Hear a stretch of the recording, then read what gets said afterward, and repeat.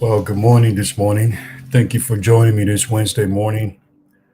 This morning, I'd like to talk to you about inviting the Holy Spirit in.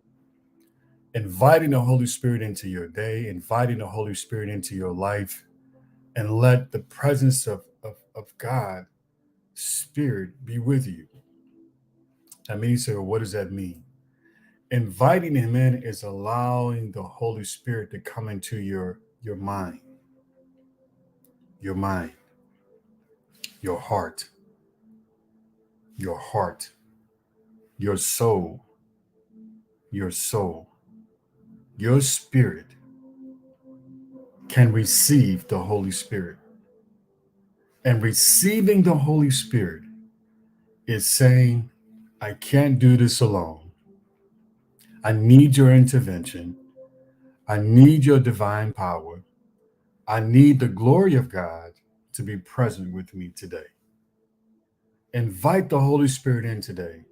On this Wednesday, let the Holy Spirit come into your heart and be received by your spirit in order to press on for today. Now, many people say, well, how does the Holy Spirit transpire from present to me? Well, first of all, it comes with acceptance. Accept the Holy Spirit. John 14, verse 26 teaches us, say, but the helper, the Holy Spirit, whom the Father will send in my name, he will teach you all things and bring all things into remembrance, all that he has said and received through you. Acts 1, verse 8 teaches us that in the ESV, but you receive power when the Holy Spirit has come upon you, and you will be the witness in Jerusalem and in all Judea and Samaria and the end of the earth. So he's Jesus teaching at this moment, invite the Holy Spirit in and allow the Holy Spirit to be received by your spirit.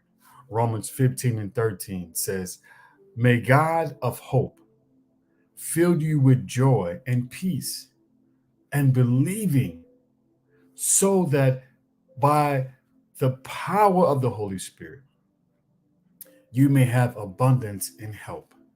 So you're never alone. You're never not doing, but in order to receive, you have to invite. You have to invite. So even if something is going on that you have no control over, invite the Holy Spirit into it and say, Holy Spirit, help me today.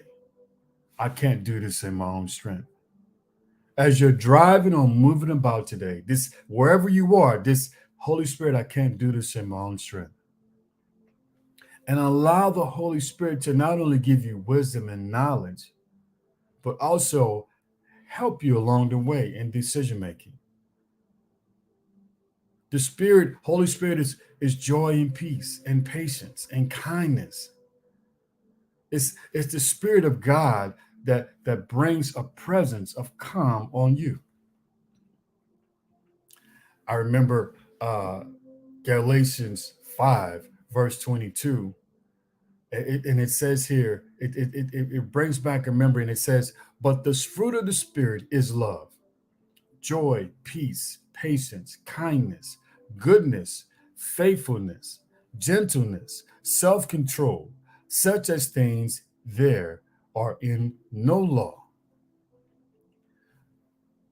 When I read that for the first time, it blew my mind, family. Because now I know that the God that I serve, my Father, is full of these things. And why can't I receive these things if my spirit is connected to his spirit? So you have joy, peace, patience, kindness, goodness, faithfulness, gentleness, self-control, all a part of you. You have love inside of you. And not only do you deserve to be loved, but you are love. You are filled with love.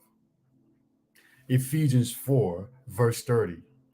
It says, and do not grieve the Holy Spirit of God, by whom you will have sealed for the day of redemption. So God knows who done wrong things to you. God knows who has harmed you or done you something that was out of line or inappropriate or had a bad thought towards you. God knows that. Give that situation to God and say, God, take control of this.